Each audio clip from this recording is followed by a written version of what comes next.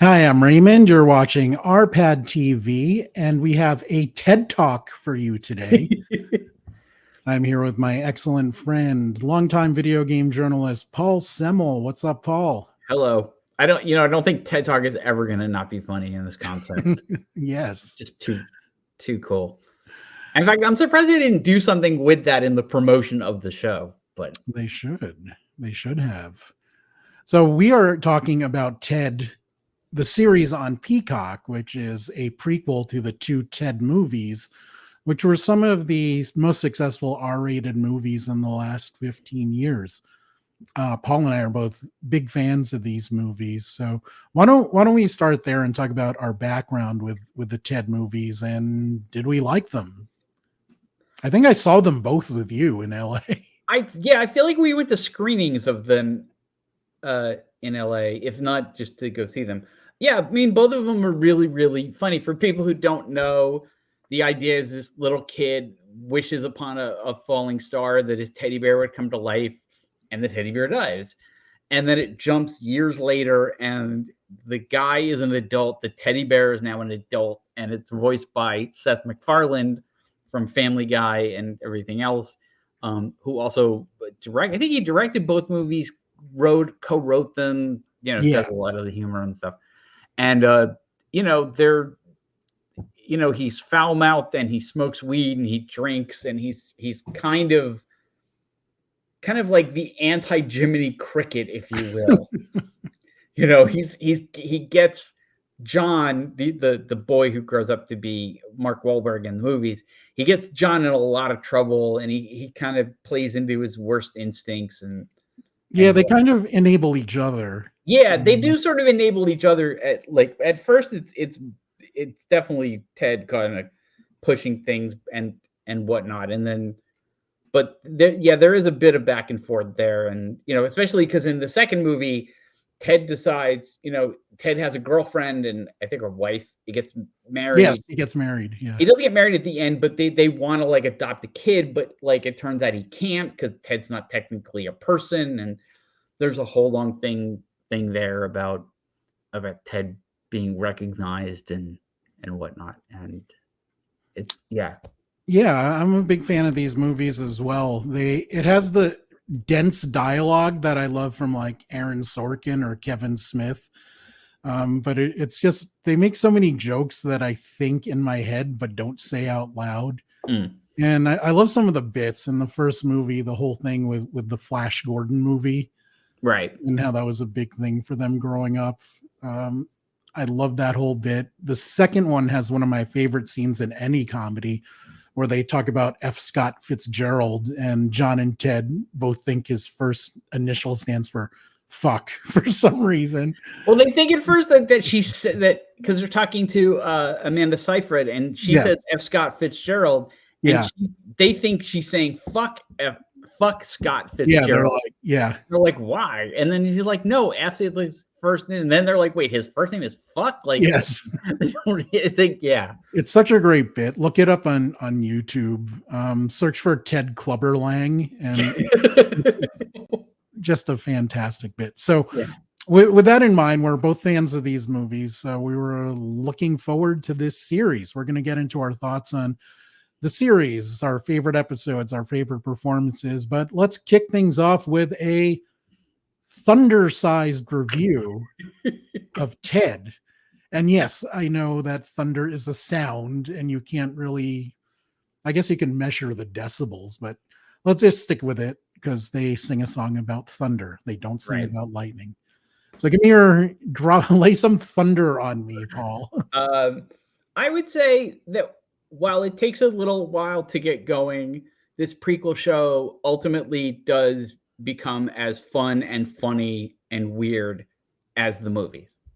Excellent. Yeah, I would say Ted is a nice homage to 80s and 90s sitcoms, but with modern lewd humor permeated throughout the series. Yeah, that's how I would go. Now, Paul, what were your favorite aspects of the show? Well, look, the most obvious one, and I think if you don't like this aspect, you're not going to like the show at all, is Ted himself. He's rude, crude. and weird and just really, really funny. And his interactions with John, that's the sort of center of the show. That's, if yeah, there you go.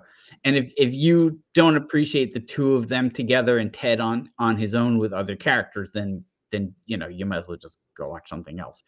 But he's definitely as funny and weird and unpredictable and un-PC, as he is in the movies. It's kind of like if you would imagine, Peter Griffin in this show. It's kind of like, what would Peter Griffin be like if he was a teenager and a tiny bear? That'll work. I liked how this is a family show. It reminded me of classic TV sitcoms. Well, wait. Let's stop there for a second.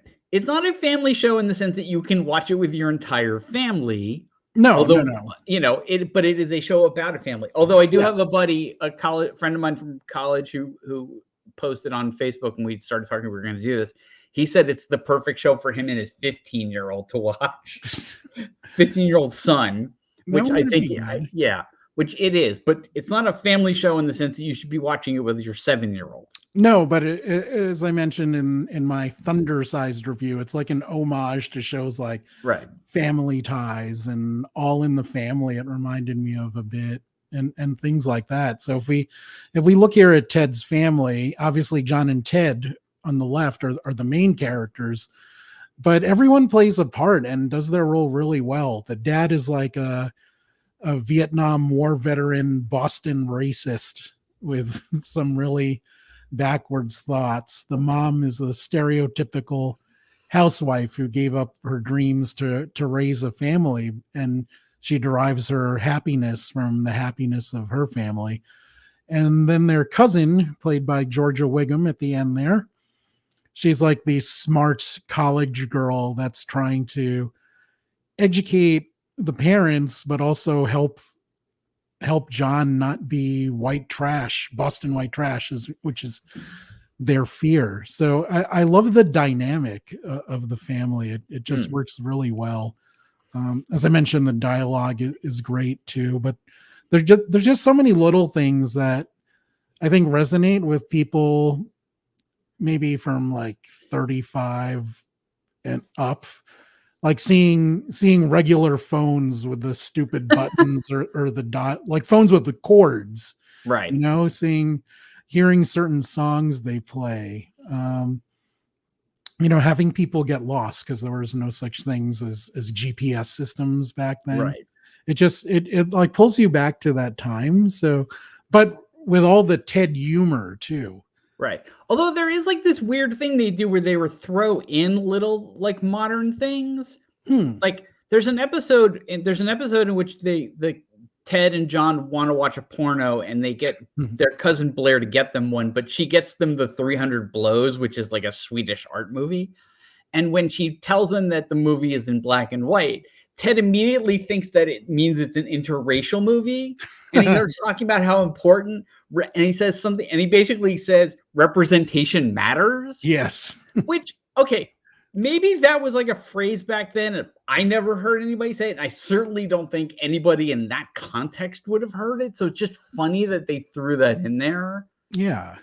No, I agree. There are some modern twists in the humor for sure. And I also really liked some of the just sort of absolute out of context weirdness that happens in the show. There's a scene where they go to the bank and they're in a in the where the safety deposit boxes are, and the bank manager starts talking about adult diapers. Yes. And the two of them were just sitting there going, yeah, okay. Going on and on about how good they are and how they think and this, all this stuff. And it's just this weird non sequitur that was just, the longer it went on, the funnier it got. And it was just weird as hell. And I love that kind of weirdness. I mean, it's a weirdness you definitely get from, from Family Guy. Like it permeates everything that Seth MacFarlane does, whether it's the Orville or, the American Dad, and especially Family Guy. But it was just really funny in this context to see that, especially because that guy does a lot of voices on Family Guy, so it was funny to hear that too. And yeah, interesting. And there are small touches as well, like the narrator in this was Ian McKellen, and in the movies it was Patrick Stewart, showing once again that they are in fact interchangeable. So, or Magneto and Professor X just trade places every now and then for reasons.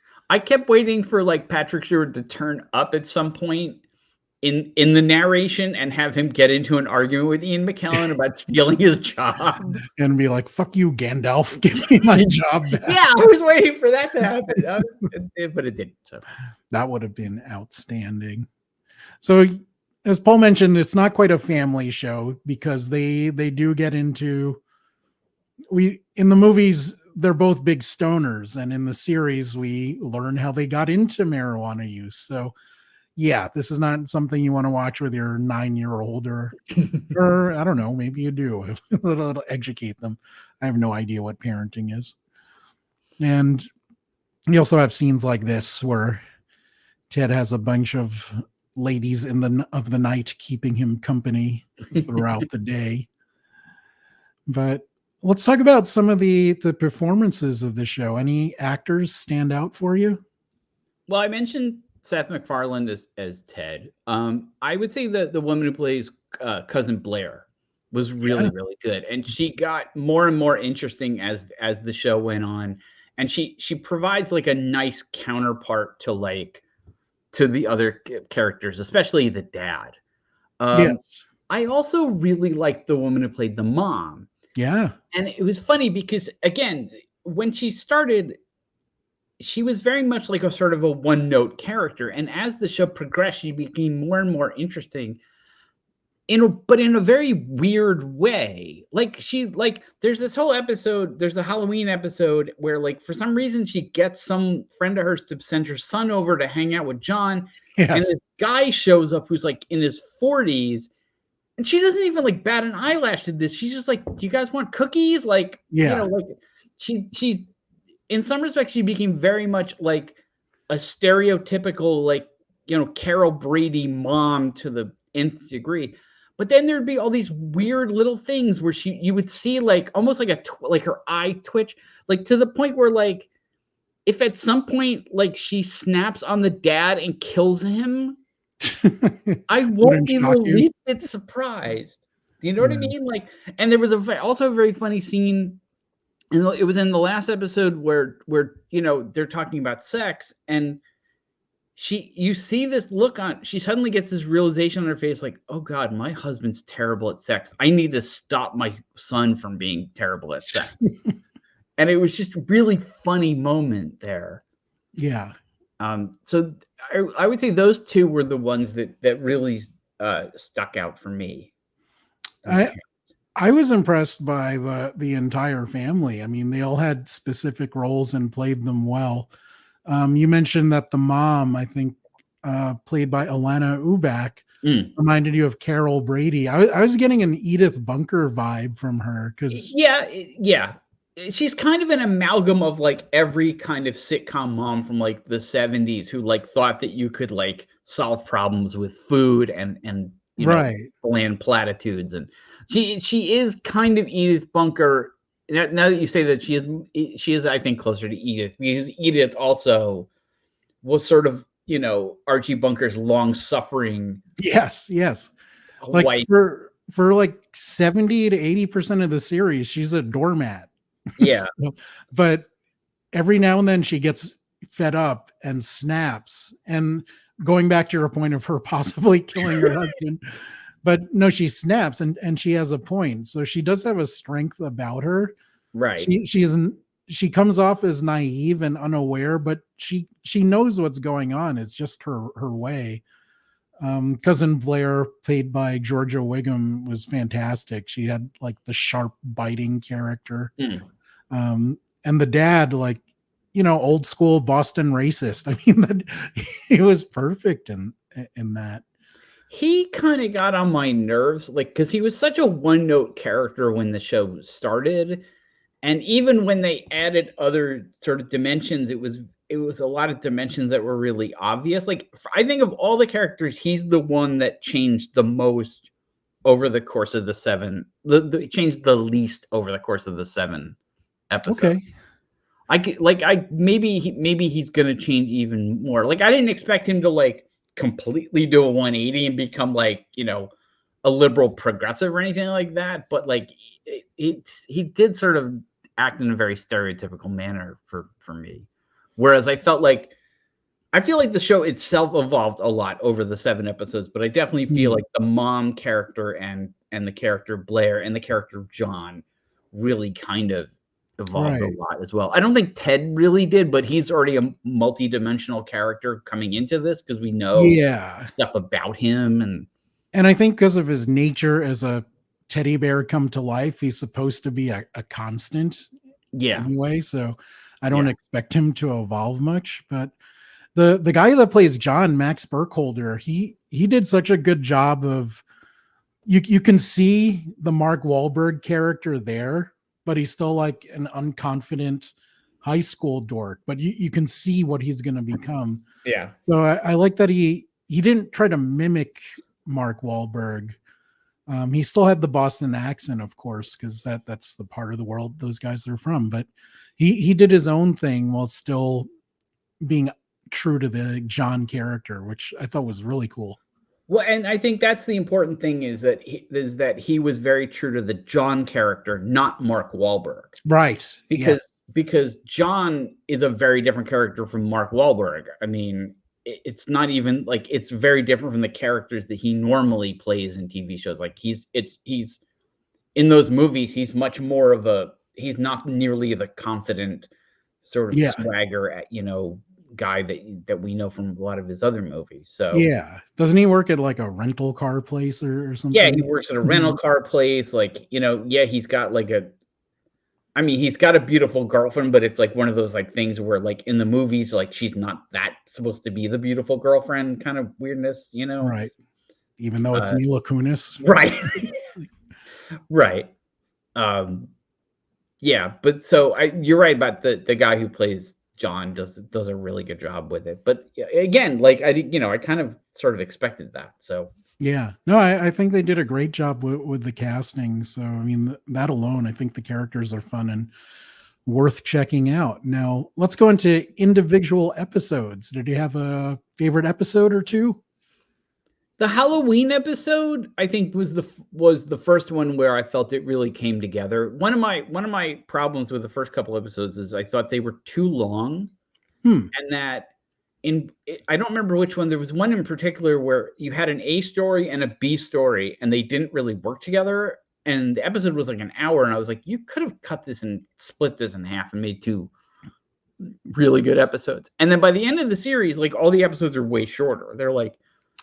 Yeah, it was kind of 35 minutes. Yeah, it's like some on the long end were just under 50, while some on the short end were like 35 or so. So it was kind of weird for the pacing. Yeah, but I think they kind of worked though. Like when I was watching the Halloween episode, like you had an A story and a B story that worked together, and the only thing it was a little bit too long. Like there's this whole thing where they end up at like one of Blair's professor's houses. Yes. And then they leave, get into a car accident, and then go back. And I was like, you kind of didn't really need all that. You kind of just could have had them be there. And then Ted goes into the other room, and the weirdness that ultimately happens kind of just happens.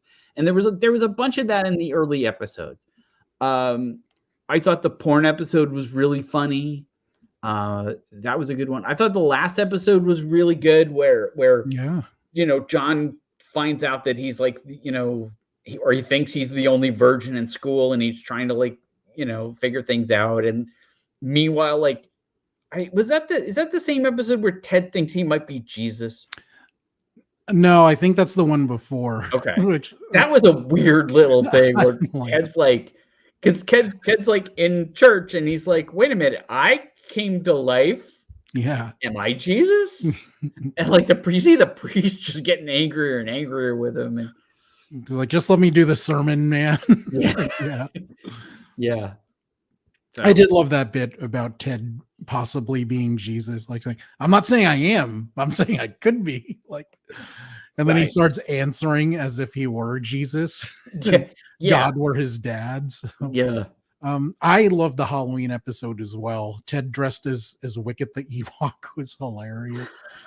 I love the swerve at the professor's house where, and spoilers here, you think, and Ted is sure that the professor wants to sleep with Blair, but it turns out he's a furry and he wants Yeah. to get with Ted. I loved that twist. I didn't see that one coming. I thought that was hilarious. It was good casting because the guy they cast is a guy who always is almost always very serious in things. Like it wasn't somebody like if they had gotten Jack Black in that, it wouldn't have worked as well because like Jack Right. Black is kind of goofy. Yeah, that was a really fun episode. And There's something really funny, by the way, of seeing Ted in a hat. One of my favorite scenes is it's in the porno episode, and they imagine what it's like in the adult section of the video store. yes. And they go in, and it's like an old man like lounge, and they're both wearing bowler hats and smoking pipes and talking in British accent. And just the image of Ted in a suit and a bowler hat, it's just there's something really just hilarious about that. I mean, there's that scene where he plays the couple family's therapist, and he wears a suit. That Right. was great too. Right. And glasses. Yeah, great bit too. I love that. Like, so you guys have sex twice a year. How about anal? And then everyone's like, whoa. Except for the mom who's like, yeah, we like to keep the room clean. Like, which is the perfect answer for that naive character. But the finale I really enjoyed as well. I love the I can show you the world bit where apparently it was a thing where kids would, cosplay on top of cars and inevitably end up in the ER because they crashed off the roof. But apparently Aladdin inspired all of this. But I don't know if that actually happened. I don't know. Anywhere in the world. It wouldn't surprise me if that was like a thing that happened. You know what? I don't know that would have happened so much then, but if that movie came out now, it would happen. Like people would want to TikTok the hell out of it. Yes, exactly. The Aladdin challenge. Yes. On TikTok and and then somebody would die and then Aladdin and then Disney would be evil. Yeah. DeSantis would have all kinds of ammo. See, you're killing ammo. Yeah. Yeah. So you mentioned that you didn't like the first few episodes of Ted. What else about the series do you think could have been done better, Paul? That was the only thing really. And it's funny because you talked about how it reminded you of like old sitcoms, and it seems like it almost was produced in that same fashion. Because if you go back and watch like especially like network sitcoms, like a lot of times over the course of the first season they changed a lot. Like I'm always thinking about not always thinking about it, but it reminds me of the first season of The Big Bang Theory. Okay. Like if you go back and watch the first couple episodes, Penny is a complete stereotypical blonde bimbo idiot, but Sheldon isn't really Sheldon yet. And it isn't until like by the end of the first season, though, they figured out, okay, this is who these characters need to be, and this is what's going to make it funny. Right. And I felt that way about this show that like it was almost like over the course of this, and it's weird to say about 7 episodes, this was like 20 on a network sitcom, but like it seemed like by like the 3rd or 4th, they finally kind of figured it out. They found their characters. Yeah. They found like what the rhythm of the show is. And like, okay, if we need to do an A story, maybe we do a B story, but maybe we don't. And like, that was, to me, was kind of the only real big thing about the show. I mean, there's always like jokes that aren't going to land and things that aren't going to be as funny, but like for the most part, like it kind of worked except for that aspect. Right. I get that. And I will get back to the joke thing because there's a point I want to make about that. But yeah, I see your point about them getting into the groove and finding their characters, which is, I don't know how that works with prestige TV made for streaming, as opposed to how we saw it growing up where, over the course of a season or several seasons, characters would change. Like, to me, the biggest example of that was Joey and Friends, who maybe about season 4, he's an utter moron. Whereas season 1 Joey, yeah, he's a little dim and slow, but he's not an idiot. But they made him dumber and dumber progressively to fit the show. And Right. we're around season 8. I'm like, how do you survive on your own? Right. Well, it's interesting that you bring up the sort of prestige format, because whenever we've talked about shows, whether it's like Marvel or Star Wars or you know, the recent Godzilla, it's very obvious to me that they planned and wrote all the episodes first. And that there's a consistency to how those shows are made. Like, you know, when you're watching, like, you know, for example, Ahsoka, like Ahsoka doesn't start one way and end a different way. Like, there is a consistency there to it. Right. They have, the plan is there from the get-go, whereas with series broadcast TV, they're still writing as the shows are going on. So yeah, you're right. That is a very different thing, and probably beneficial to the writers that they can have it all plotted out. Or do you think they want the flexibility? Well, I don't know. You'd have to ask a writer. I would think, though. You're a writer. No, but a writer of TV, though. Okay. I would think, though, that if they got to the point in Ahsoka where they're in episode 4 and they realize they need to make a change, that they can make that change.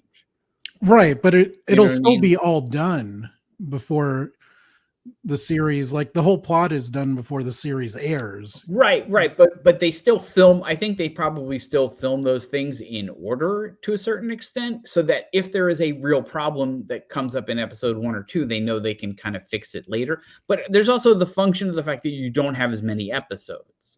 Yeah. You know, yeah. Like when you do it, when you do like a sitcom for network television, you're doing 20 episodes. Right. So you can't like write all, they're not going to let you write all 20 and then, film different parts of, you have to film them, especially if you do it like live in front of a studio audience, so you don't have, I guess it's probably 6 of one, half a dozen of the other, Right. It can work both ways. Yeah. On the one hand, it's cool that you figure out the whole show before you start, but it's, and can build things in where, something in the first season, first episode or second episode pays off in the 5th or 6th. But at the same time, if you realize, oh God, this isn't really working, we have to make a major change. You kind of can't, if it is like, for example, that like an actor is terrible. Right. So getting back to the point you made about humor, that didn't bother me, but it did bother a lot of my friends that did watch it. There's the dialogue is so dense and there's so many jokes that you're constantly being bombarded by humor, and it doesn't always work. So in some ways it reminded me of stand-up, where some jokes killed, some jokes did not. And in a series, I can see why jokes not landing would bother people, but I liked it here. I like that they tried. I like that they made the joke and they kept it, even though they could have cut it out if they really wanted to. They thought the joke was good and they stood by it. So it was a very Norm Macdonald-ish kind of thing to do. That was one of my favorite things about him on Weekend Update, when he was doing that on SNL. He would have a joke. It would bomb in dress rehearsal. So there is evidence that this joke will not work, but he loved the joke. And Jim Downey, who was one of his writing partners then, he also stood by the joke. And there was like, fuck it, we're doing it. And I don't care what the audience says. Right. And then he'll get that bit of silence and he'll revel in it, which I think is great. Yeah. I mean, I think you have to remember, with Saturday Night Live, you're filming in front of a live studio audience, but you're being watched at home by way more people. Yeah. And even though a joke may bomb in the room, it doesn't necessarily mean it bombed everywhere. Right. That just made me think of like when Ricky Gervais hosted, I think it was the Golden Globes. I loved it. And he was making all these jokes about Hollywood. you could hear a pin drop in that room at times. And now But it's at legendary. home, yeah, but at home, everybody was like, "That was hilarious. We loved that." My favorite was when he introduced Tom Hanks and Tim Allen. He had a big thing for Tom Hanks. He's like, an Oscar-winning blah blah. His movies have grossed blah blah blah. And the other is Tim Allen. And he just, I thought that was fantastic. Yeah. But I think I think that the people involved in TED probably thought like all of these are going to work.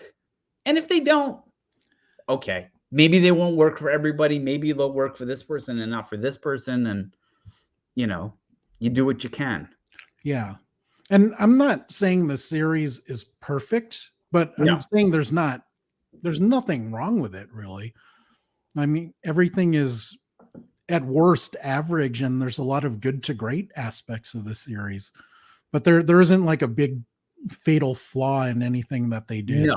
No. I mean, even those early episodes that didn't really work as well as the later ones, there's some really funny stuff in them. Yeah, absolutely.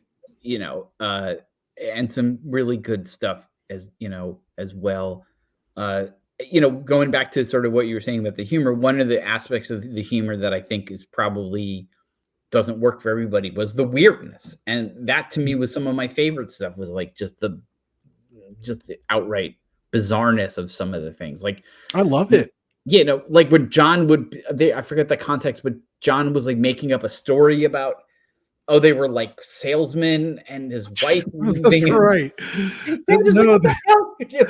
he would just go on these like weird things. And there was another joke that killed me was the VCR with the porn broke, so they go to steal the one from the school, but for some reason they dress in basketball uniforms because there's a basketball game, and then the coach, like one of the kids on the team, get hurt and they're down a man. They're going in. Ted's like, he's like, Ted, you're going in, and like you kind of expect there to be like a big scene of like Ted shooting basketball and blah blah blah and failing at it miserably because he's 2 feet high. And literally, they just cut to a scene. He's walking out, and he's got a trophy, and he's like, "That was fucking easy." Yeah. It was just such a weird, like, again, weird non sequiturs, which I, just revel in. So that episode where they pretend to be salesmen was that was a fucked up episode because they were inspired by the Jerky Boys, so they prank called their bully pretending to be his dad that left home. God. Yeah. And they kept rolling with it. That was fucked up. But then they became like attached to the kid, even though that's their bully, and they want him to do well in school and have friends and everything. But they're fucking with him at first. They're like, yeah, go to the diner in a sailor's outfit. Right. And say ahoy to everyone. But yeah, that backstory is like, yeah, and my wife left me because I wasn't satisfying her in bed. Like, what kind of high school junior goes into that backstory? So, right. Like, in some ways, it reminded me of Brooklyn Nine-Nine, of how Peralta would just go way too far with his backstories for his undercover characters. But I loved how silly it was. Yeah. So, speaking of which, the show ends with the junior prom. Right. He has one more year of high school to go. Do you want another season? Should there be another season? And what would you want to see from another season of Ted? I want there to be another season because, like I said, I think they figured out what the show can be and should be. Right. And I think that in terms of that aspect, the second season will be better than the first. Yeah. As for, I mean, there's a part of me that almost kind of wants to see, like, what is their summer like? Maybe that should be the second season. Is like the summer, and then the third season should be like the first half of their senior year, and then the fourth season be the second half. And then that could be like a good ending point. Although I don't know if John goes to college or not. I don't know. I don't know where, like, I mean, that's the thing. Like, I almost feel like the show should end with him meeting Mila Kunis's character. Which I actually at first was like, wait, is that the girl that he falls for in the last episode, in the prom episode? I was like, wait, Is that her? Oh wait, no, it isn't. It is not. Yes, because they met at a club when they were adults, young adults. Right. Um, Right. But that's where like that I think should be where the series ends, is like him meeting Mila Kunis's character. that would be fantastic. Yeah, I like that. Yeah, I would love to see senior year, freshman year of college, if he went to college or not. And ending with Mila Kunis would be perfect. So yes, this is an excellent plan. You should call up NBC Universal and get it. Wait, you live like right by there. So go bang on the door and be like, hey, Ted people, I have an idea. Yeah, I'll get right on that after I tell Kathleen Kennedy what I think she should do with the next Star Wars movie, which I actually do have a plan for, but it'll never happen. So. I'll give you my old key card from G4, see if that works at the NBC Universal building still. Wait, did it? I imagine not, because that's more than like 10 years ago. Or no, but I mean, did it work back then? Because NBC Universal is like in Burbank, and you know. I don't know if it worked in that office, but for the NBC people, like we were next to the E network people, right? Which was weird. It was like the day that Michael Jackson died, that office blew up. And oh, I'm sure. I heard one of the dumbest conversations I've ever heard in my life, where this young lady called and said, "Mom, was this what it was like for you when JFK died?" And I just wanted to get up and be like, shut the fuck up. So, yeah. I thought you were going to say, is this what it was like when John Lennon died? That would have been more appropriate. Which kind of would have been more appropriate. But even that, yeah, even that, yes. So, recommend Ted to people out there? I would recommend Ted if you like the movies and you like Family Guy and that kind of humor. And you like specific thing, huh? Seth's humor? It is. Like if you hate Seth MacFarlane, like if that's the thing, if you hated the movies, you're not going to like the show. If you hate Family Guy, you're not going to like the show. If you hate Seth MacFarlane, you're not going to like the show. If you demand that everything you watch, read, and consume is politically correct and safe for the, and/or safe for the entire family, you're not going to like this show. Well, I mean, they're supposed to be like that, though. Just right. But that's my point, is that you have to be the right kind of person for this stuff. And, there are people out there who would be massively offended by certain things. I mean, like everything the dad says is offensive, but you're not supposed to like him. But there are people who would watch the show and be very offended. How dare you have that perspective on my television?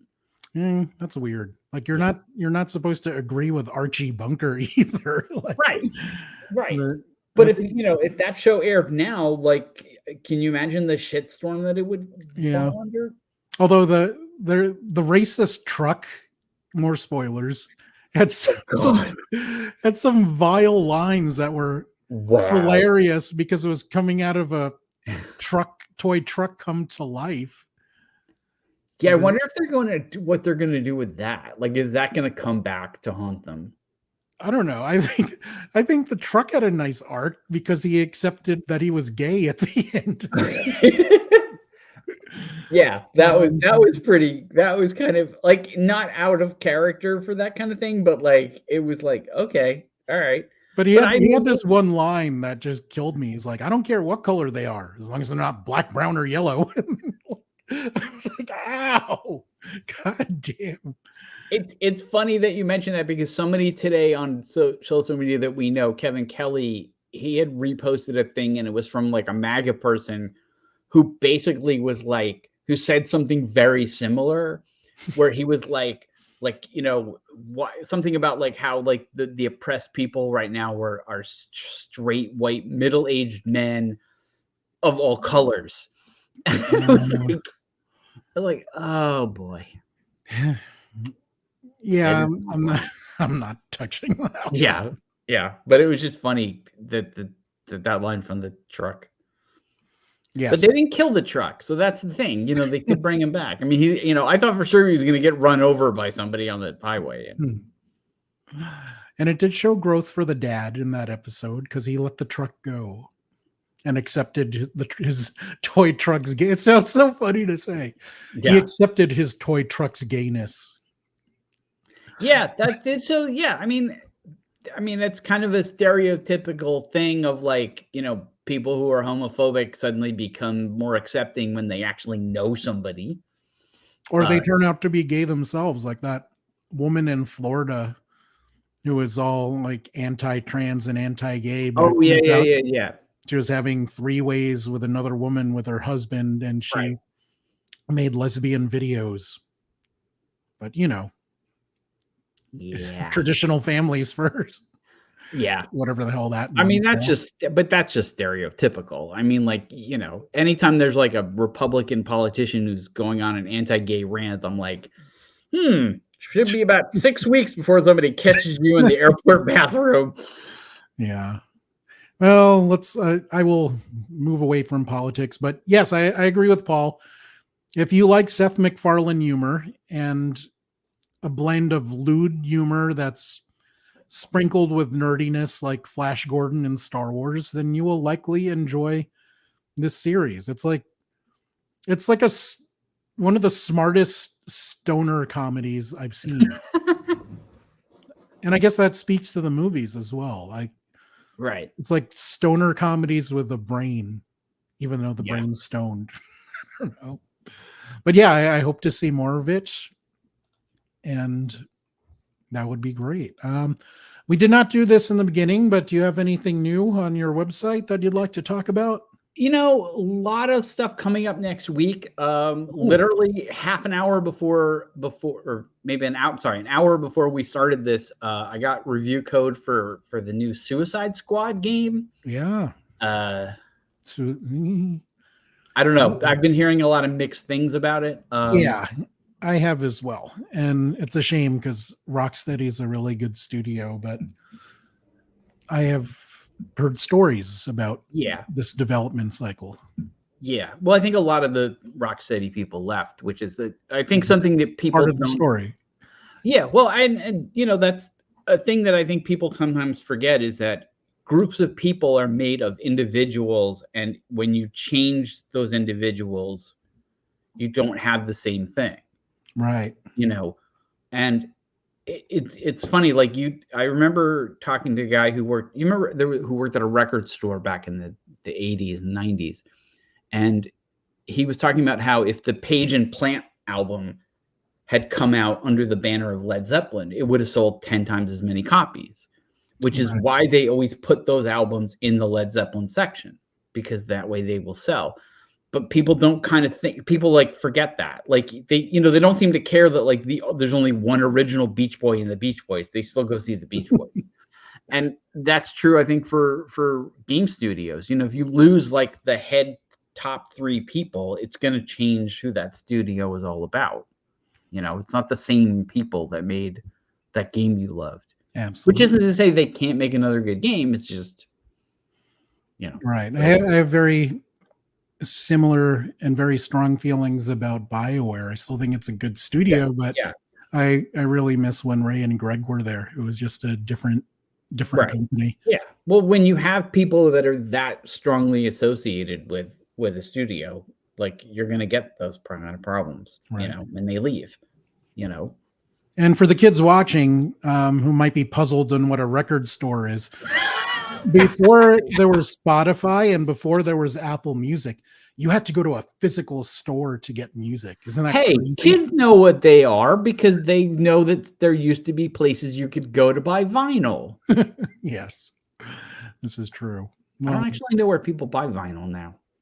I guess. You still have an Amoeba in LA?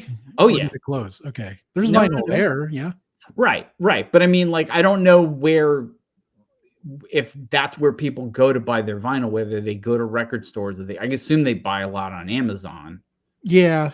Yeah. Like that. Although I'd be really leery of buying vinyl on something like a mail order. Oh yeah, especially where I live in Vegas, you get vinyl when it's 120 degrees out. You get a nice wavy disc. Right. Like, kids, vinyl melts when it's hot. If you've never held a record before, so I like how this has turned into an old-timey conversation. I feel like we should be sepia toned. Is that a filter on I here don't somewhere? know. I do have filters. I don't know how to change them. In my day, we bought records at a record store and we liked This is it. true. But Yeah. yeah. So anyway, yeah. So Suicide Squad review next week. Tons of good book interviews as well. Still working on laying those out. Bunch of good science fiction novels and possibly a jazz review if I find the time. Ooh. Couple of those in the works. So come on by, hang out, say hello. Yeah. So go to paulsemel.com to read Paul's excellent articles. It's always a good time. You will leave his website smarter and more informed. And what more? And better looking. I'm not going to guarantee that. But, and taller. Yeah, I'm not guaranteeing any. Healthier. Nope. It'll lower your cholesterol. Entertained and more informed. It'll make you more attractive to whatever kind of person you want to be attracted to. Just those two things only, and not anything else. But thank you for watching. Please like this video, subscribe. All my socials are up there. Go to paulsemel.com, and we will see you next week on RPadTV. Thanks for watching, guys.